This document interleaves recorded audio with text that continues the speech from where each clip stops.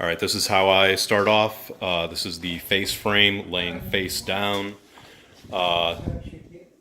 right side and left side. You can see there is a dovetail in the face frame on each side, and then the front of the side panels also are machined, so these slide in from either the bottom or the top. All right, sides are now assembled.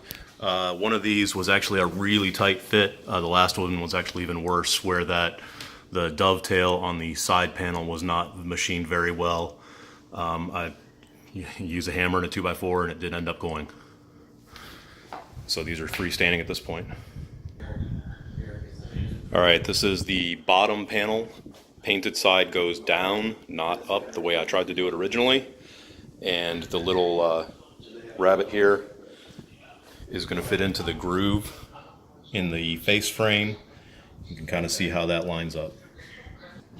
All right, this is the bottom panel installed. Again, painted side goes down. This is the best I can figure. This is where the corner brackets go on each side. Next, I will install the toe kick, and brackets are going to go here, roughly in here. Again, it's not really marked. There's no measurements on the instructions, so use your best guess. All right, turn the cabinet upright, and I am now working on it from the back. This is something else that's been a little funky on some of these cabinets. These machine slots don't always line up. Actually, in this case it does, but it is supposed to seat all the way forward in there. And I'll put a corner bracket somewhere here in the middle on both sides. All right, sorry about that. I misspoke. There are 2 brackets on each of these top braces. So I'm going to move over to the back panel. If you have drawers, make sure that you orient this panel the right way.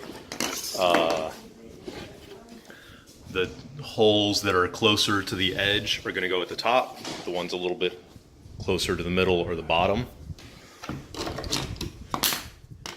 These guys are going to go in, again, L shape with the L down towards the bottom, and then a screw in each side with the screws that came in the package with this hardware.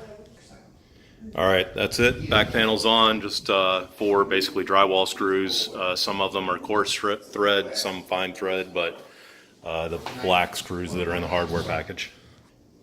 All right, drawer assembly. There is no hardware on these. It's all just force fit. So line up the slots on the bottom. If you got a mallet, use it. I've just been using a hammer and a piece of 2x4.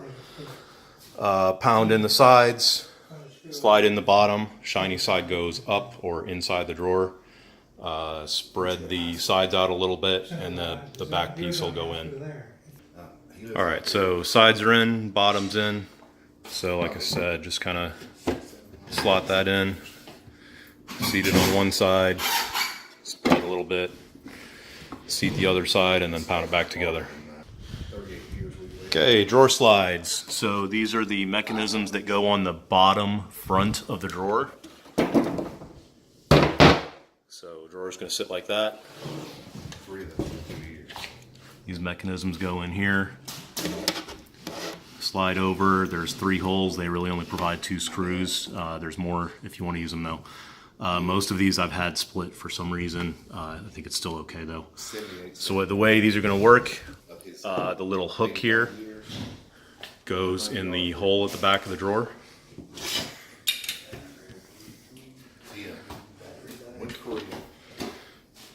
Y'all need some green sheetrock. So in the hole, and then it's going to lock in right there. So I'm going to install these slides. They slide into those L brackets we put in earlier in the back. And then in the front there's some pre-drilled holes that goes in the frontmost hole of the drawer slide. Door hinges, pretty simple. They're only going to go in one way. Put it in, line it up, 2 screws a piece. The smaller ones, those ones are going to go in the side of the face frame.